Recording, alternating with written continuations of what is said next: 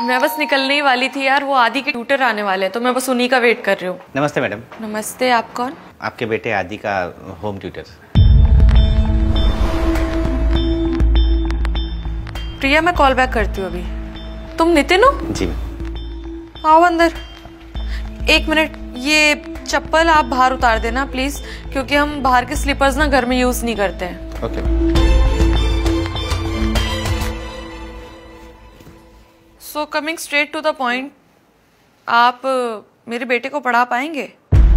Yes ma'am, मैं एक experience teacher हूँ और मैंने कई बच्चों को पढ़ाया है।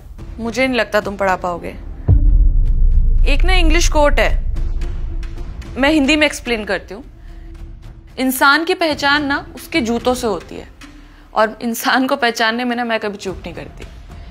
द पॉइंट इज कि मेरे बेटे का आईसीएसई बोर्ड है और सब कुछ इंग्लिश में ही होता है, और तुम्हें देख के लग रहा है कि तुम किसी गांव से बिलोंग करते हो।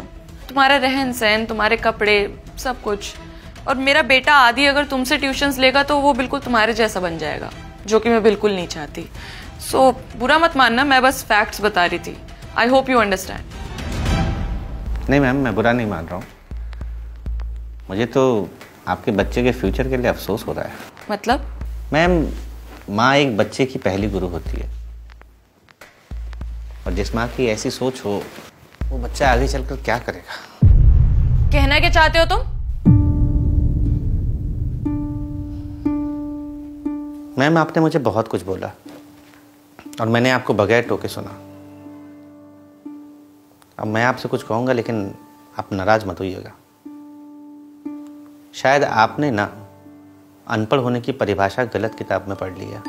शिक्षा पर सभी का समान अधिकार है, और जिसे जीवन में कुछ करना होता है ना, वो समाज और परिस्थितियों से हार नहीं मानता।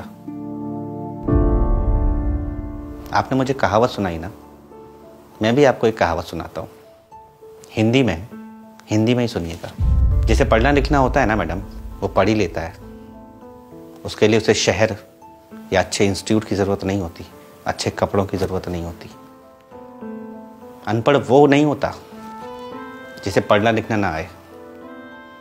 अनपढ़ वो होता है जिसे लोगों की इज्जत करना ना आए, जो दूसरे की शिक्षा का स्तर उसके कपड़ों से आके। गांव वाले ऐसा नहीं करते मैडम, वो सबकी इज्जत करना जानते हैं। हाँ, आपके इस शहर में पढ़े लिखे अनपढ़ जरूर हैं, जो एक मिनट नहीं लगाते दूसरे को बेइज्जत करने में। वो ये नहीं सोचते कि सामने वाले की क्या ज़रूरत है, क्या मजबूरी है। बाकी रही मेरी बात, 12th में मैंने स्टेट टॉप किया था, यूपीएससी का मेंस क्लियर कर चुका हूँ, इसीलिए एनबी कोचिंग ने मुझे हायर किया है। बस कुछ परिवार की ज़रूरतें हैं जिनके लिए ट्यूशन पढ़ाता हूँ,